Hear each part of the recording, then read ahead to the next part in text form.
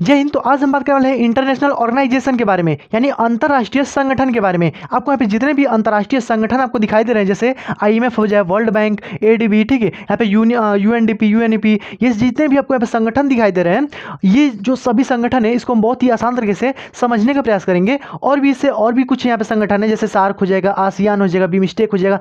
समझ लीजिए जितने भी ऑर्गेनाइजेशन है ना, वो आपको यहाँ पे इस वीडियो में क्लियर हो जाने वाले हैं। और इससे 100% आप एकदम लिख लीजिए। 1 से 2 प्रश्न आपके किसी भी एग्जाम को दीजिए, आपका इससे 1 से 2 प्रश्न जो है 100% पूछे जाते हैं। तो आइए यहाँ पे क्लियर करेंगे बहुत ही आसान तरीके से, और आपके सभी कॉम्पिटेटिव एग्जाम्स के लिए इंपॉर्टेंट होगा, ये गारंटी देता हूँ। बस आप ध्यान से देखिए और समझते चलिए। और ये मैं आपको गारंटी दे रहा हूँ कि अगर आप ये वीडियो देख लेते हैं पूरा ना, तो आपको ऑर्गेनाइजेशन से एक भी प्रश्न जो है वो आप छोड़ करके नहीं आएंगे, ठीक है। तो आइए देखते हैं और बहुत ही आसान तरीके से इसको समझने का प्रयास करेंगे। ओके, तो देखिए बस आपको ध्यान से देखना और समझना है। और देखिए पहले आप इसको नोट करने के प्रयास मत करिएगा, पहले मैं समझा रहा हूँ, आप उसको देख लीजिए ध्यान से। उसके बाद से आप इसको देखने के बाद आप पूरा इससे फिर बाद में इसको पॉज करके यहाँ पे जो कि नोट कर सकते हैं, ठीक है। बस ध्यान से आप पहले इसको देखिए, एक एक करके हम समझेंगे इधर से, और पूरा यहाँ पे आगे और भी इसमें जितने भी आएंगे सबको यहाँ पे क्लियर करते चलेंगे, ताकि आपका इससे एक भी प्रश्न जो है वो छूटने ना पाए, ठीक है।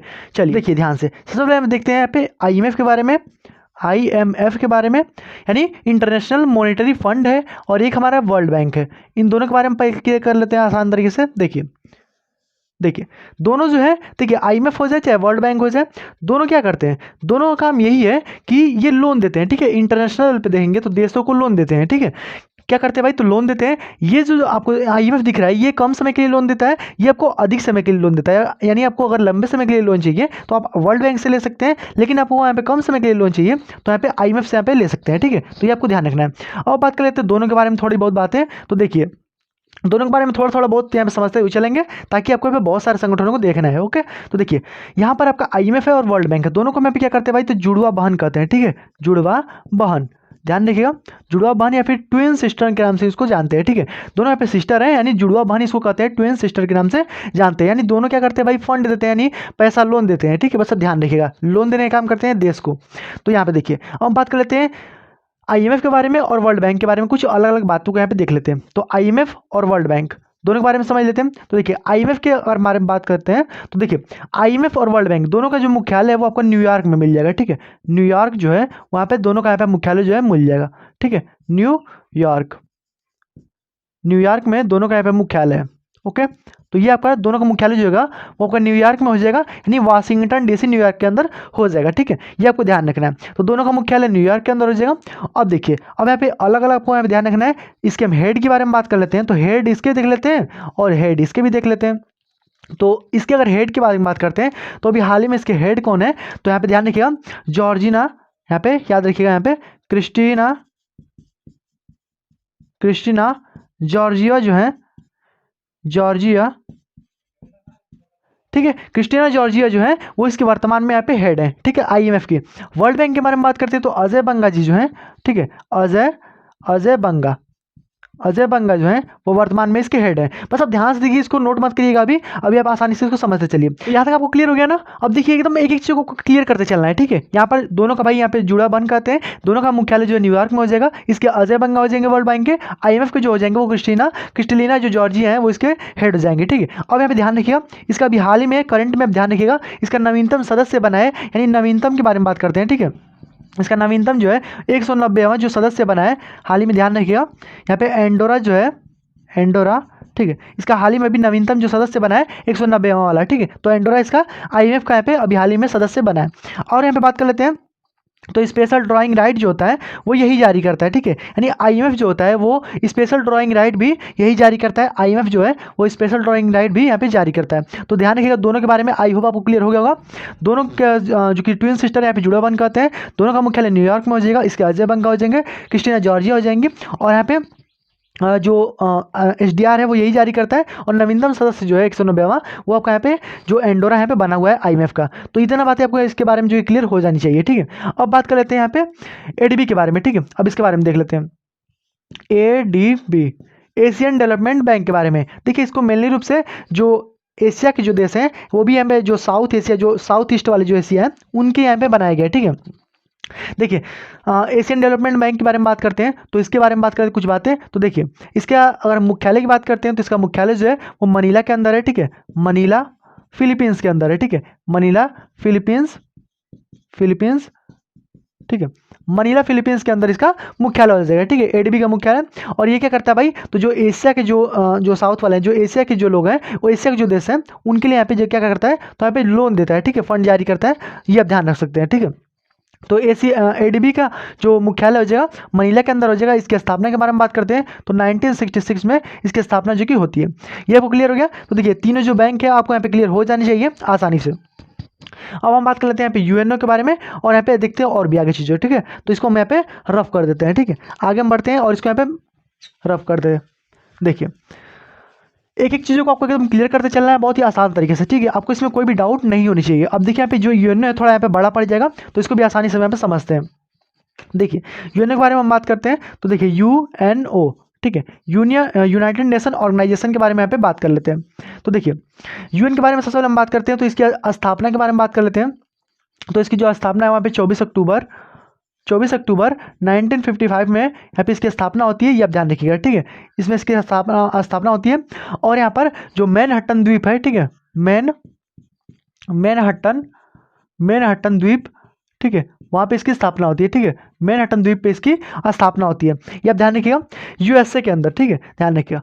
आगे हम बात कर लेते हैं यहाँ पे यूएनओ के बारे में। और तो देखिए यूएनओ के बारे में अगर हम बात करते हैं और भी कुछ पॉइंट तो इसको ध्यान रखिएगा, ये इंपॉर्टेंट है। देखिए यूएनओ के बारे में आपको स्थापना भाई पता चल गया कि मैनहट्टन द्वीप में इसकी स्थापना होती है। इसमें कुल सदस्यों की संख्या के बारे में बात करते हैं तो यहाँ पे 193 सदस्य हैं इसके अंदर है, ठीक है, 193 सदस्य जो है वो यूएनओ में है, ठीक है। अब हम इसके बाद में बात कर लेते हैं कि इसमें 6 जो है इसमें अंग है, टोटल इसके बारे में इसमें 6 अंग है, जिसमें से जो सबसे बड़ा अंग होता है वो यूएन महासभा होता है। अगर इसके हम वर्तमान सचिव के बारे में बात करते हैं यानी महासचिव की, तो देखिए इसको भी भाई, तो महासचिव, ठीक है, महासचिव के बारे में अगर हम बात करते हैं तो इसके वर्तमान में जो महासचिव है वो भाई कौन है, तो एंटोनियो गुटेरस जो है, एंटोनियो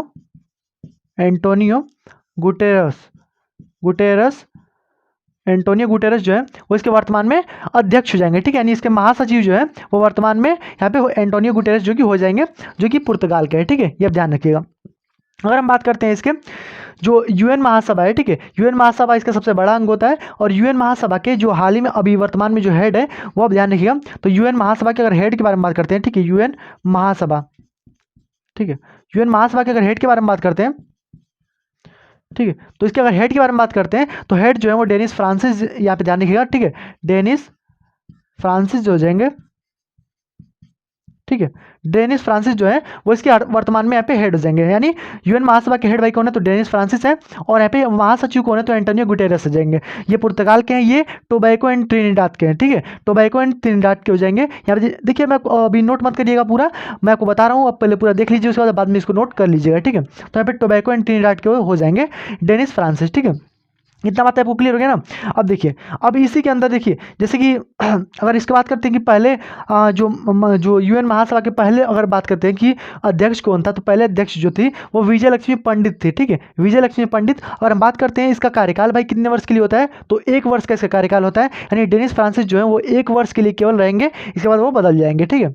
और इसके बारे में बात करते हैं तो देखिए महासचिव हो जाएंगे, ये यूएनओ महासभा के हेड हो जाएंगे। तो इतना आपको क्लियर हो गया। अब इसी में हम बात कर लेते हैं यहाँ पे यूएन महासभा, देखिए इसमें हम बात करते हैं यहाँ पे, इसी में होता है एक जो कि इंटरनेशनल कोर्ट होता है, ठीक है, इंटरनेशनल कोर्ट के बारे में बात करते हैं। तो देखिए इंटरनेशनल कोर्ट के बारे में अगर हम बात करते हैं तो ये जो है इसका अगर हम देखते हैं तो नीदरलैंड हेग के अंदर, ठीक है, नीदरलैंड हेग, ठीक है, द हेग यहाँ पे लिखिए, द हेग, ठीक है, द हेग के अंदर इसका मुख्यालय हो जाएगा। यानी जो इंटरनेशनल कोर्ट है, जो यूएनओ का इंटरनेशनल जो कोर्ट है वहाँ पे नीदरलैंड द हेग के अंदर है, आप ध्यान रखिएगा, ठीक है। तो देखिए international court Netherland the Hague के अंदर है, इसको आपको ध्यान रखना है, कई बार एग्जाम में पूछा जा चुका है, ठीक है। अगर हम बात करते हैं इसमें कुल कितने यहाँ पे मेंबर्स हैं, तो इसमें कुल यहाँ पे इंटरनेशनल कोर्ट में कुल यहाँ पे जो न्यायाधीश हैं इसके बारे में बात करते हैं तो यहाँ पे 15 कुल न्यायाधीश हैं, और जो सभी का कार्यकाल है यानी 15 इसमें सदस्य हैं, ठीक है, यानी जो यहाँ पे न्यायाधीश हो जाएंगे 15। और हम बात करते हैं यहाँ पे इन सभी का जो कार्यकाल होता है वो 9 वर्ष के लिए होता है, ये भी आपको ध्यान रखना है, ठीक है। तो 9 वर्ष के लिए यहाँ पे कार्यकाल होता है और कुल 15 यहाँ पे न्यायाधीश हैं। और हम बात करते हैं कि इसमें भारत के कौन से यहाँ पे न्यायाधीश है, तो उसको भी ध्यान रखिएगा। यानी भारत के अगर न्यायाधीश जो के बारे में बात करते हैं तो इंटरनेशनल कोर्ट में भारत के जो न्यायाधीश हैं वो यहाँ पे ध्यान रखिएगा, दलवीर भंडारी जो है, दलवीर भंडारी, भंडारी जो हो जाएंगी वो इसके यहाँ पे इंटरनेशनल कोर्ट में यहाँ पे दलवीर भंडारी जो है वो भारतीय हेड है, मतलब कि भारतीय जो कि यहाँ पे न्यायाधीश है, इसको ध्यान रखिएगा। तो दलवीर भंडारी जो है हमारे यानी भारत की ओर से यहाँ पे लड़ते हैं यहाँ पे इंटरनेशनल कोर्ट में, ठीक है। तो ये दलवीर भंडारी हो जाएंगे। तो इंटरनेशनल कोर्ट के बारे में हो गया। इसी की तरीके से आपका एक और होता है यहाँ पे, जैसे इसमें एक सिक्योरिटी काउंसिल भी होता है, जैसे इसमें 6 भाग है ना, तो इसी की तरीके से इसमें सिक्योरिटी काउंसिल होता है, जैसे यूएन महासभा है जो कि सिक्योरिटी काउंसिल हो जाएगा, ठीक है। इस प्रकार से इसमें देखेंगे तो देखिए सिक्योरिटी काउंसिल के बारे में बात करते हैं, यानी यूएनएससी यानी यूनियन नेशनल सिक्योरिटी काउंसिल के बारे में अगर हम बात करते हैं, तो सिक्योरिटी काउंसिल की अगर हम बात करते हैं तो इसमें भी कुल यहाँ पे 15 सदस्य हैं, कुल 15 इसमें सदस्य हैं, ठीक है। कुल इसमें 15 सदस्य हैं। और इसमें अगर हम बात करते हैं तो 10 जो है वो अस्थायी हैं, 10 जो है वो यहाँ पे अस्थायी हैं, और इसमें से जो 5 है वो अस्थायी सदस्य हैं, ठीक है, अस्थायी सदस्य हैं। तो देखिए जो ये 10 जो यहाँ पे आपको अस्थायी सदस्य दिखाई दे रहे हैं, इनका जो कार्यकाल होता है वो 2 वर्ष के लिए होता है, ठीक है, 2 वर्ष के लिए होता है। लेकिन ये जो 5 जो अस्थायी हैं, अस्थायी जो है इनका जो कार्यकाल जो होता है वो अस्थायी होता है, इनका मतलब कि इनको हटाया ही नहीं जा सकता, इनके पास जो होता है वो वीटो पावर होता है, ठीक है। यानी ये अस्थायी है, ये अस्थायी नाम ही है, तो यानी इसको हटाया नहीं जा सकता इन 5 को। तो देखिए इसमें भाई कौन कौन आ जाएगा, तो इसमें आपका यहाँ पे यूएसए आ जाएगा, यूएसए आ जाएगा, रूस आ जाएगा, ठीक है, रूस आ जाएगा, उसके बाद यहाँ पे चीन आ जाएगा, चीन आ जाएगा, फ्रांस आ जाएगा, और यहाँ पे ब्रिटेन आ जाएगा, ठीक है, ब्रिटेन आ जाएगा। तो ये 5 जो है जिनके पास यहाँ पे वीटो पावर है, ठीक है, इनके पास क्या है भाई, तो यहाँ पे वीटो पावर है, ठीक है, वीटो जो पावर है इनके पास यहाँ पे उपस्थित है। तो ये 5 जो है वो अस्थायी है सिक्योरिटी काउंसिल में, और इनके पास यहाँ पे वीटो पावर भी है। तो इतना बात आपको यहाँ पे यूएनओ से यहाँ पे क्लियर हो जानी चाहिए, ठीक है। इससे बाहर आपके एक भी प्रश्न यूएनओ से नहीं आएंगे, ओके। तो ये आपको क्लियर कर लेना है। तो यहाँ पे हो गया जो कि इसकी स्थापना होगी 1945 में मैनहट्टन द्वीप, आप ध्यान रखिएगा। यहाँ पे 193 जो है इसमें सदस्य हैं, 6 जो है इसमें अंग है। इसके महासचिव जो है वो एंटोनियो गुटेरेस है हाल ही में, और यहाँ पे यूएन महासभा के जो हेड है वहाँ पे डेनिस फ्रांसिस जो हो जाएंगे, वहाँ पे टीवाई के ट्रिनिडाड के यहाँ पे हो जाएंगे, ठीक है। तो ये आपको क्लियर, इंटरनेशनल कोर्ट क्लियर, और यहाँ पे जो सिक्योरिटी काउंसिल है ये भी आपको क्लियर हो गया होगा, ठीक है। अब हम यहाँ पे बात कर लेते हैं आगे आगे हम देखते हैं भाई यूएनईपी के बारे में, ठीक है, यूएनईपी के बारे में समझ लेते हैं। तो इसको आपको ध्यान से बस देखते चलना है और आसानी से यहाँ पे क्लियर होता चलेगा, ठीक है, सब कुछ एकदम बस आपको ध्यान से देखना है, एक एक करके यहाँ पे सारी चीज़ों को हमें क्लियर कर लेंगे। देखिए ये आपका हो गया यूएनओ, ठीक है, ये आपका हो गया यूएनओ। अब हम बात कर लेते हैं यूएनईपी, यूएनईपी, ठीक है, यूनियन नेशनल इन्वायरमेंटल प्रोग्राम के बारे में बात करते हैं, यूनियन नेशनल इन्वायरमेंटल प्रोग्राम के बारे में बात करते हैं। तो इसकी स्थापना के बारे में बात करते हैं। तो इसकी अगर स्थापना देखते हैं हम यहाँ पे, तो भाई कब इसकी स्थापना हुई थी, तो यहाँ पे ध्यान रखिएगा, यहाँ पे 5 जून 1972 को इसकी स्थापना होती है, ठीक है, 5 जून 1972 को इसकी स्थापना होती है। और इसमें बात करते हैं इसका मुख्यालय भी कहाँ पे है, तो नैरोबी केन्या के अंदर है, ठीक है, नैरोबी केन्या के अंदर इसका मुख्यालय हो जाएगा, ठीक है। तो ये आपको ध्यान रखना है, इसलिए हम 5 जून को आपको ध्यान होगा कि विश्व पर्यावरण दिवस के रूप में मनाते हैं। तो ये भी आप ध्यान रखिएगा, ये यूएनईपी की स्थापना जो है चूंकि 5 जून को ही हुआ था, इसलिए यहाँ पे यूएनईपी जो 5 जून को है हम विश्व पर्यावरण दिवस के रूप में मनाते हैं। ये आपको क्लियर हो गया। तो 1972 में इसकी स्थापना हुई थी, ठीक है, और नैरोबी केन्या के अंदर इसका मुख्यालय है, ये भी आपको ध्यान रखना है। अब हम बात कर लेते हैं यहाँ पे यूएनईपी के बारे में हो गया, यूएनडीपी के बारे में बात करते हैं, ठीक है, यूएनडीपी, ठीक है, यूएनडीपी के बारे में बात करते हैं, यूनियन नेशनल डेवलपमेंट प्रोग्राम के बारे में बात करते हैं। तो इसकी अगर स्थापना के बारे में बात करते हैं, तो यूनियन नेशनल डेवलपमेंट प्रोग्राम इसकी स्थापना जो होती है वो 1965 में इसकी स्थापना होती है, ये आपको ध्यान रखना है, ठीक है, 1965 में इसकी स्थापना होती है। और इसका अगर मुख्यालय बात करते हैं तो यहाँ पे न्यूयॉर्क में इसका मुख्यालय हो जाएगा, ठीक है, न्यूयॉर्क के अंदर इसका मुख्यालय हो जाएगा। तो ये आपको क्लियर हो गया, यूएनडीपी स्थापना जो है 1965 में हुआ था, और यहाँ पे न्यूयॉर्क के अंदर इसका मुख्यालय हो जाएगा, ठीक है। अब देखिए और 2 चीज़ें आपको यहाँ पे और ध्यान रखना है कि जो आपका HDI जो होता है, ह्यूमन डेवलपमेंट इंडेक्स जो होता है, ठीक है, और यहाँ पे जो आपका यहाँ पे जो SDG होता है, ठीक है, SDG जो होता है यानी यहाँ पे जो आपका यहाँ पे जो सस्टेनेबल डेवलपमेंट जो गोल है वो इसको यहाँ पे जारी करता है, ठीक है। तो यहाँ पे जो ह्यूमन डेवलपमेंट इंडेक्स हो जाएगा या फिर सस्टेनेबल डेवलपमेंट गोल जो हो जाएगा वो इसको यहाँ पे यही जारी करता है, कौन भाई, तो यहाँ पे UNDP, ये आप ध्यान रखिएगा। तो इतनी बातें इसके बारे में क्लियर, UNEP के बारे में इतनी क्लियर, तो ये आपको ध्यान रखना है, ठीक है। आगे हम बात कर लेते हैं यहाँ पे FAO के बारे में बात करते हैं, ठीक है, FAO के बारे में बात करते हैं, यानी फूड एग्रीकल्चर ऑर्गेनाइजेशन, ठीक है, फूड एग्रीकल्चर ऑर्गेनाइजेशन के बारे में बात करते हैं। तो अब इसको देख लीजिए भाई, तो इसका भाई मुख्यालय की अगर हम बात करते हैं, सबसे पहले इसकी स्थापना भाई कब हुई थी, तो इसकी स्थापना जो है 1945 में हुई थी, और इसमें आपको ध्यान रखना है 1945 में इसकी स्थापना होती है। और यहाँ पर आपको और ध्यान रखना है कि इसका जो मुख्यालय है वहाँ पे इटली रोम के अंदर है, ठीक है, इटली रोम के अंदर, इटली रोम के अंदर इसका मुख्यालय हो जाएगा। तो यहाँ पे FAO यानी फूड जो कि एग्रीकल्चर यहाँ पे ऑर्गेनाइजेशन जो हो जाएगा, इसका मुख्यालय जो है वहाँ पे इटली रोम के अंदर है। और 1995 जो कि 45 में इसकी स्थापना जो कि हुई थी। तो ये आपको क्लियर हो गया FAO के बारे में। आगे बात करते हैं ILO के बारे में, ILO के बारे में, ठीक है, ILO के बारे में बात करते हैं। तो देखिए अब चलिए भाई इसको हम रफ कर देते हैं और ठीक है, और इन तीनों को आपको लाइन से बता देते हैं क्योंकि भाई तीनों का भाई मुख्यालय भाई एक ही पास में है, ठीक है। तो इसको देख लेते हैं। देखिए आगे हम बात कर लेते हैं इसको। चलिए यहाँ पे आगे हम देख लेते हैं।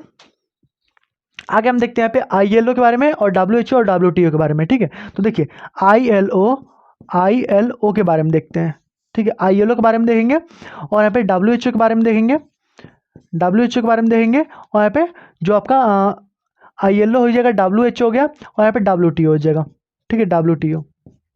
तीनों के बारे में यहाँ पे देख लेते हैं आसानी से। सबसे पहले बात करते हैं ILO की स्थापना के बारे में बात करते हैं। तो 1919 में इसकी स्थापना होती है। ILO जो होता है इंटरनेशनल लेबर ऑर्गेनाइजेशन होता है इसका फुल फॉर्म। तो इंटरनेशनल लेबर ऑर्गेनाइजेशन इसका फुल फॉर्म है। इसका जो मुख्यालय है वो वियना के अंदर है, ठीक है, यहाँ पे जिनेवा के अंदर है, ठीक है, जिनेवा, ठीक है, जिनेवा स्विट्जरलैंड के अंदर इसका मुख्यालय हो जाएगा, ठीक है, स्विट्जरलैंड के अंदर इसका मुख्यालय हो जाएगा। 1919 में इसकी स्थापना होती है। ये लोग की इंटरनेशनल लेबर ऑर्गेनाइजेशन होता है। और यहाँ पे जो इसका जो मुख्यालय हो जाएगा वो जिनेवा स्विट्जरलैंड के अंदर हो जाएगा। और यहाँ पे चूंकि आपको पता है इंटरनेशनल लेबर ऑर्गेनाइजेशन विश्व श्रमिक दिवस जो है वो आपको कब मनाया जाता है, तो 1 मई को, ठीक है, यहाँ पे ध्यान रखिएगा 1 मई को, यानी 1 मई 1919 को इसकी स्थापना होती है। इसलिए यहाँ पे जो कि 1 मई को यहाँ पे विश्व श्रमिक दिवस या फिर जो मजदूर दिवस है उसको यहाँ पे मनाते हैं, ठीक है। तो आप ध्यान रखिएगा। ये ILO के बारे में हो गया। आगे देखते हैं आगे यहाँ पे WHO, ठीक है। अब WHO के बारे में बात करते हैं। WHO की स्थापना के बारे में बात करते हैं। तो यहाँ पे 1948 में इसकी स्थापना होती है, ठीक है। 1948 यहाँ पे पूरा लिख लीजिए, 1948 यहाँ पर पूरा आप लिख लीजिए इसको, ठीक है। 7 अप्रैल, ठीक है, 1948 में इसकी स्थापना होती है। और इसीलिए हम 7 अप्रैल को भाई क्या मनाते हैं, 7 अप्रैल को हम विश्व स्वास्थ्य दिवस के रूप में मनाते हैं, ठीक है। इसको ध्यान रखिएगा, विश्व स्वास्थ्य दिवस, ठीक है, स्वास्थ्य दिवस, ये आप ध्यान रखिएगा। विश्व स्वास्थ्य दिवस इसलिए हम यहाँ पे 7 अप्रैल को यहाँ पे विश्व स्वास्थ्य दिवस के रूप में मनाते हैं। 7 अप्रैल को यहाँ पे जो WHO है, वर्ल्ड हेल्थ ऑर्गेनाइजेशन की स्थापना होती है, 1948 में होती है, ठीक है। आगे हम बात करते हैं इसमें। तो देखिए इसका मुख्यालय की अगर हम बात करते हैं तो इसका जो मुख्यालय है वहाँ पे जिनेवा के अंदर है, ठीक है, जिनेवा के अंदर इसका भी मुख्यालय हो जाएगा। ये आपको क्लियर हो गया। तो यानी WHO के बारे में आपको ये 3 चीज़ें आपको ध्यान रखनी है। 7 अप्रैल 1948 को इसकी स्थापना होती है। विश्व स्वास्थ्य दिवस इसी दिन को हम मनाते हैं और यहाँ पे जिनेवा के अंदर इसका मुख्यालय है। आगे WTO के बारे में बात करते हैं। तो WTO की अगर हम स्थापना की बात करते हैं तो WTO जो है इसकी स्थापना जो होती है, देखिए WTO मैंने पूरे विस्तार से बताया हुआ है। WTO इसका पहले जो नाम था वो गेट था, ठीक है, गेट था इसका पहले नाम, ठीक है, इसका पहले जो नाम था वो गेट था, यानी general agreement tariff and trade जो है इसका फुल फॉर्म हो जाता है। बाद में चल करके 1 जनवरी 1995 में इसकी स्थापना जो कि हो जाती है, ठीक है। 1995 में इसकी स्थापना होती है और इसका नाम जो है यहाँ पे WTO यहाँ पे कर दिया गया था, ठीक है, WTO इसका नाम जो है वो हो गया था। अब यहाँ पे ध्यान रखिएगा इसका जो मुख्यालय है वो आपका जिनेवा के अंदर है, यहाँ पे ध्यान रखिएगा, ठीक है, जिनेवा के अंदर इसका भी यहाँ पे मुख्यालय हो जाएगा। और इसके वर्तमान में अगर हेड के बारे में बात करते हैं तो एगोजी उमकाजा हो जाएंगी, एगोजी, ठीक है, एगोजी ओंकाजा इवेला, ठीक है, ओंकाजी इवेला जो जाएंगी वो इसकी वर्तमान में हेड हो जाएंगे। यानी जिनेवा यहाँ पे जो WTO है इसके स्थापना के बारे में बात करते हैं तो यहाँ पे जो 1995 में इसकी स्थापना होती है और जिनेवा के अंदर इसका मुख्यालय है और एगोजी ओंकाजा इवेला जो है वो इसके वर्तमान में हेड हो जाएंगे, ठीक है। ये आपको क्लियर हो गया। तो इतनी चीज़ें आपको इसके बारे में क्लियर हो गई होंगी। अब हम यहाँ पे बात करते हैं इसके आगे, ठीक है। तो ये आपको लाइन से ध्यान रखना है, तीनों का जो मुख्यालय है वो आपको जिनेवा स्विट्जरलैंड के अंदर हो जाएगा, ठीक है। आगे देखते हैं, आगे हम बात करते हैं इसके। तो देखिए आगे हम देखते हैं कौन सा भाई, तो आगे हमारा नाटो है, ठीक है। नाटो के बारे में भाई समझ लेते हैं थोड़े बहुत चीज़ें। तो देखिए नाटो के बारे में बात करते हैं। तो नाटो के बारे में देख लेते हैं। नाटो, ठीक है, NATO North Atlantic Treaty Organisation के बारे में बात करते हैं। तो नाटो की अगर स्थापना के बारे में बात करते हैं तो 1949 में इसकी स्थापना होती है, ठीक है, 1949 ईस्वी में इसकी स्थापना होती है। दूसरी बात अब इसमें ध्यान रखिएगा, इसका मुख्यालय जो है वो आपका ब्रुसेल्स बेल्जियम के अंदर जो है वो इसका मुख्यालय हो जाएगा। ठीक है, ब्रुसेल्स, ठीक है, ब्रुसेल्स बेल्जियम के अंदर इसका मुख्यालय हो जाएगा। ठीक है, ब्रुसेल्स बेल्जियम के अंदर इसका मुख्यालय हो जाएगा नाटो का। ठीक है, अब हम इसमें बात करते हैं इसमें कुल जो सदस्य हैं वो कितने हैं। तो अभी हाल ही में एक जो सदस्य यहाँ पे बना है, नवीनतम सदस्य के बारे में बात करते हैं। तो यहाँ पे 31वां के बारे में देख लीजिए और 32वां के बारे में देख लीजिए। ठीक है, 31वां और 32वां। 31वां के बारे में, 32वां जो है वो अभी हाल ही में स्वीडन बना है। ठीक है, पहले इसमें 30 सदस्य थे, अभी हाल ही में पे 31वां जो बना है वो आपका फिनलैंड बना है, फिनलैंड। ठीक है, फिनलैंड जो है वो 31वां सदस्य बना है और जो 32वां सदस्य है वो आपका स्वीडन यहाँ पे बना हुआ है। ठीक है, तो दोनों ध्यान रखिएगा। अब इसमें कितने भाई सदस्य हो गए हैं, तो यहाँ पे 32 जो है इसमें सदस्य यहाँ पे हो गए हैं। ठीक है, 32 टोटल यहाँ पे सदस्य इसमें नाटो में हो गए। अब हम बात करते हैं कि यहाँ पे जो नाटो है इसका मुख्यालय हमने देख लिया कि ब्रुसेल्स बेल्जियम के अंदर है। इसमें इसकी स्थापना जो है 1949 में होती है। नवीनतम सदस्य जो है वो 31वां जो है फिनलैंड है, 32वां जो है वो आपको स्वीडन हो जाएगा। तो नाटो के बारे में इतनी बातें आपको यहाँ पे क्लियर कर लेनी है। आगे हम बात कर लेते हैं ईयू के बारे में। ठीक है, ईयू के बारे में बात करते हैं। ठीक है, यूरोपीय यूनियन के बारे में बात करते हैं। तो यूरोपीय यूनियन के और स्थापना के बारे में बात करते हैं। तो इसको आप देख लीजिए, यूरोपीय यूनियन की स्थापना जो होती है वो आपका 1993 ईस्वी में इसकी स्थापना होती है। ठीक है, इसको ध्यान रखिएगा। और इसमें अगर हम बात करते हैं तो इसका भी जो मुख्यालय है वो भाई कहाँ पे, तो यहाँ पे ब्रुसेल्स बेल्जियम के अंदर हो जाएगा। ठीक है, यहाँ पे ब्रुसेल्स बेल्जियम। ठीक है, ब्रुसेल्स बेल्जियम के अंदर इसका भी मुख्यालय हो जाएगा, इसको भी आपको ध्यान रखना है। तो ईयू की स्थापना जो है वो 1993 में इसकी स्थापना होती है और यहाँ पे ब्रुसेल्स बेल्जियम के अंदर इसके मतलब कि इसका जो मुख्यालय है। और इसमें ध्यान रखिएगा कि इसमें जो इसकी मुद्रा है वो यूरो है और टोटल जो है इसमें 20 देश जो है इसको मानने वाले हैं। ठीक है, यानी जितने भी इसमें शामिल हैं यूरोपीय यूनियन में, उसमें से केवल 20 देश जो है वो यूरो को यहाँ पे मानते हैं। ठीक है, यानी यूरो इनकी मुद्रा हो जाएगी। ठीक है, तो अब देखिए, और इसमें टोटल सदस्यों की संख्या के बारे में बात करते हैं। तो इसमें टोटल जो है वो 27 सदस्य हैं। ठीक है, टोटल जो है वो 27 सदस्य हैं और इसमें केवल 20 सदस्य ही यहाँ पे यूरो को मानते हैं। ठीक है, यानी यूरो जो इनकी मुद्रा है वो केवल 20 सदस्य यहाँ पे मानते हैं। तो ये आपको क्लियर हो गया। अब हम बात कर लेते हैं यहाँ पे, इसी में हम देख लेते हैं यहाँ पे यूनेस्को के बारे में। ठीक है, इसी आगे यूनेस्को आ जाएगा। यूनेस्को के बारे में बात करते हैं। तो देखिए, यूनेस्को जो है यूनाइटेड नेशनल एजुकेशनल साइंटिफिक और यहाँ पे कल्चरल ऑर्गेनाइजेशन। ठीक है, इसके बारे में बात करते हैं। तो देखिए, इसकी स्थापना के बारे में बात करते हैं तो 1945 में इसकी स्थापना होती है और यूनेस्को जो है इसका मुख्यालय जो है वो यहाँ पे फ्रांस में है। ठीक है, कहाँ पे, फ्रांस के पेरिस में है। ठीक है, पेरिस में इसका मुख्यालय हो जाएगा। और अभी देखेंगे तो जो इसका बैठक होने वाला है, ठीक है, यहाँ पे जो 42वां इसका 41वां जो बैठक होगा यहाँ पे भारत में ही, अब इसके हाल ही में 2024 में इसकी बैठक जो होगी वो भारत में होगा। ठीक है, भारत में। ठीक है, 2024 में इसकी जो बैठक होने वाली है, ठीक है, बैठक जो होगी वो यहाँ पे भारत में होगी। तो ये आप करंट के दृष्टि से याद रख सकते हैं। 2024 में इसकी बैठक जो होने वाली है वो भारत में होगी यूनेस्को की। ठीक है, इसके पहले रियाद में इसकी यहाँ पे जो कि बैठक हुई थी। ठीक है, ये आपको क्लियर हो गया ना। तो देखिए, तो ये इतनी बातें आपको क्लियर होगी। अब इसके आगे हम यहाँ पे बढ़ते हैं और भी इसमें हम यहाँ पे चीज़ों को देखते हैं। ठीक है, देखिए आगे हम यहाँ पे बढ़ते हैं और भी इसमें कुछ संगठन है। ठीक है, इसके अलावा और भी हम यहाँ पे देखते हैं फटाफट से। देखिए आगे आगे हम बात कर लेते हैं, इसमें आसियान के बारे में समझ लेते हैं और सार्क के बारे में यहाँ पे समझ लेते हैं। ठीक है, तो देखिए आसियान के बारे में समझते हैं। ठीक है, आसियान के बारे में समझते हैं। ठीक है, association for south Asian nation. ठीक है, association for south Asian nation, इसके बारे में समझ लेते हैं। तो देखिए आसियान की अगर स्थापना के बारे में बात करते हैं तो 1967 में इसकी स्थापना होती है और इसका जो मुख्यालय है वो यहाँ पे कहाँ पे भाई, तो यहाँ पे जो इंडोनेशिया जकार्ता है। ठीक है, जकार्ता के अंदर इसका मुख्यालय हो जाएगा।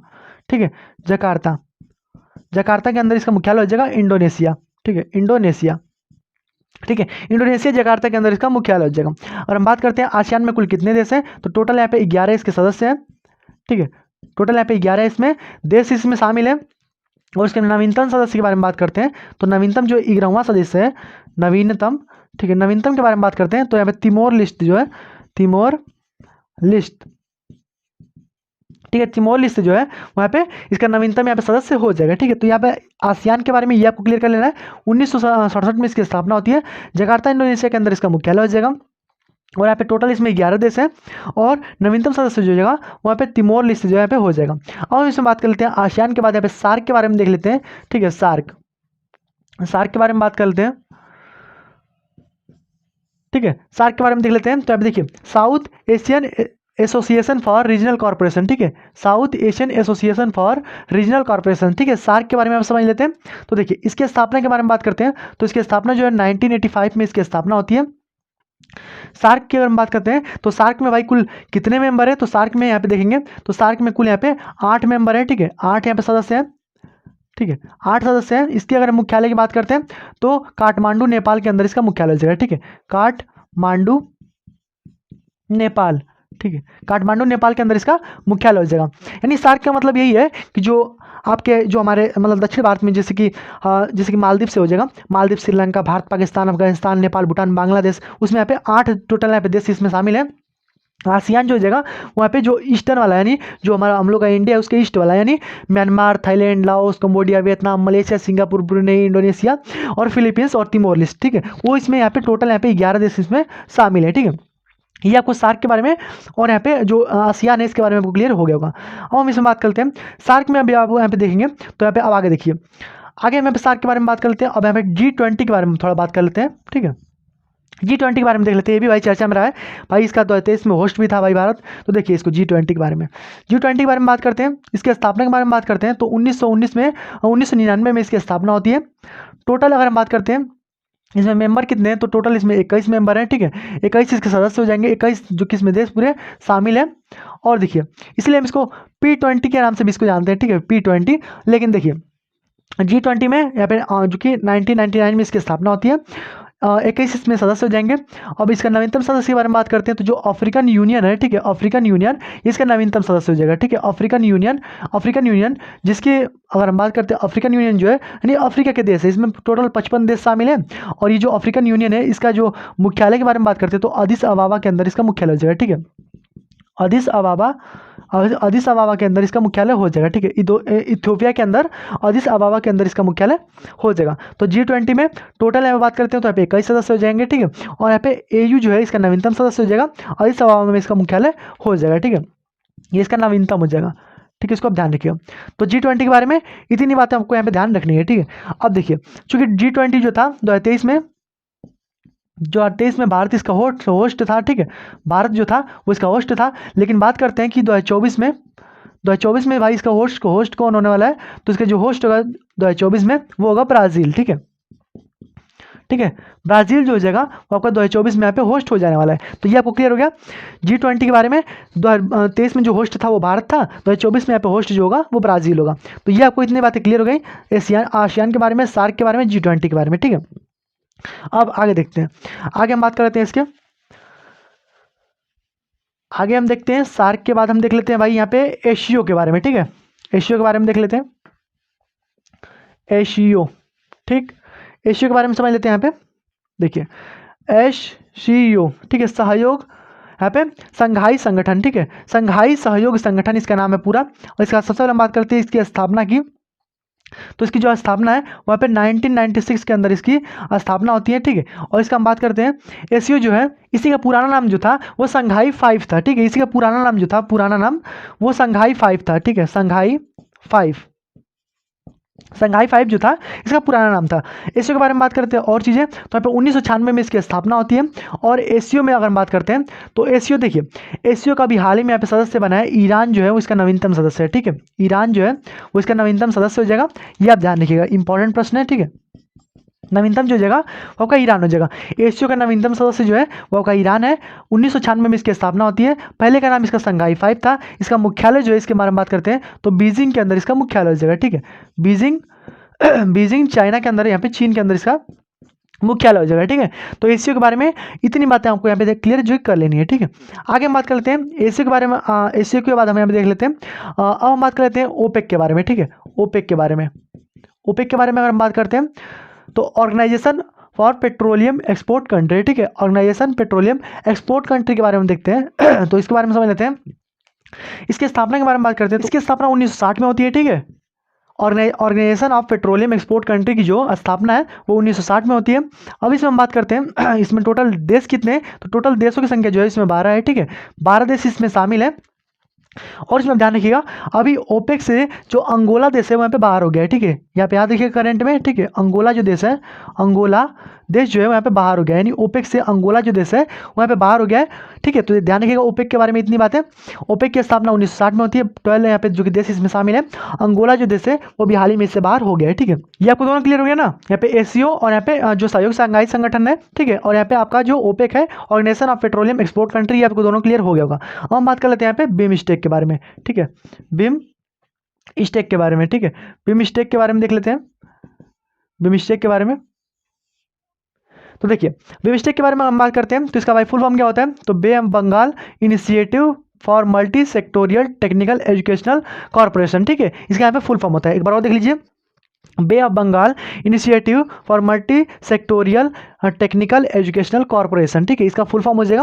अगर हम बात करते हैं इसमें इसकी जो स्थापना है, यानी बीमस्टेक की जो स्थापना है वो कब हुई थी, तो बीमस्टेक की जो 1996 के अंदर इसकी स्थापना होती है। ठीक है, 1997 के अंदर इसकी स्थापना होती है। 1997 में इसकी स्थापना होती है और ढाका के अंदर इसका मुख्यालय हो जाएगा। ठीक है, ढाका के अंदर, यहाँ पे ढाका बांग्लादेश के अंदर बीमस्टेक का मुख्यालय है। ठीक है, और हम बात करते हैं इसमें टोटल कितने देश हैं, तो टोटल देशों की संख्या जो है इसमें 7 देश इसमें शामिल है। ठीक है, 7 देश जो इसमें शामिल है, 7 देश इसमें शामिल है। देखिए कौन कौन है भाई, तो यहाँ पे बांग्लादेश है, ठीक है, इंडिया यानी भारत है, म्यांमार है, और यहाँ पे श्रीलंका है, ठीक है, और थाईलैंड है। यानी ये आपके कितने हो गए, 1 2 3 4 5, 5 ये हो गए। और आपका 2004 में यहाँ पे भूटान और जो नेपाल है यहाँ पे जुड़े हुए हैं। ठीक है, नेपाल जो है वहाँ पे जुड़ा हुआ है। तो ये आपको ध्यान रखना है, 2004 में ये दो जो कि यहाँ पे जुड़े हुए हैं, और 5 आपकी ये हैं। देखिए बांग्लादेश है, इंडिया है, म्यांमार है, श्रीलंका है, थाईलैंड है, और यहाँ पे भूटान और नेपाल जो है 2004 में यहाँ पे जुड़े हुए हैं। टोटल इसमें 7 जो कि यहाँ पे सदस्य हैं, इसको ध्यान रखिएगा। ठीक है, 7 देश इसमें शामिल है। 1997 में इसकी स्थापना होती है और यहाँ पे ढाका के अंदर इसका मुख्यालय हो जाएगा। ठीक है, इतना आपको क्लियर हो गया। अब हम आगे देख लेते हैं। इसमें हम बात करेंगे IUCN के बारे में। IUCN, ठीक है, international union conservation of nature. ठीक है, international union conservation of nature के बारे में बात करते हैं। तो इसकी अगर स्थापना के बारे में देखते हैं तो इसकी स्थापना जो हुई थी वो 1948 ईस्वी में इसकी स्थापना होती है। ठीक है, 1948 ईस्वी में इसकी स्थापना होती है। अगर हम बात करते हैं इसका मुख्यालय, तो इसका मुख्यालय अगर हम बात करते हैं तो मुख्यालय जो है वो ग्लैंड स्विट्जरलैंड के अंदर इसका मुख्यालय हो जाएगा। ठीक है, स्विट्जरलैंड के अंदर इसका मुख्यालय हो जाएगा। ठीक है, स्विट्जरलैंड के अंदर इसका मुख्यालय हो जाएगा। IUCN की स्थापना जो है वो 1948 ईस्वी में होती है। ग्लैंड स्विट्जरलैंड के अंदर इसका मुख्यालय हो जाएगा। और इसमें ध्यान रखिएगा इसी में तो जो आपका रेड डाटा बुक जो होता है, ठीक है, रेड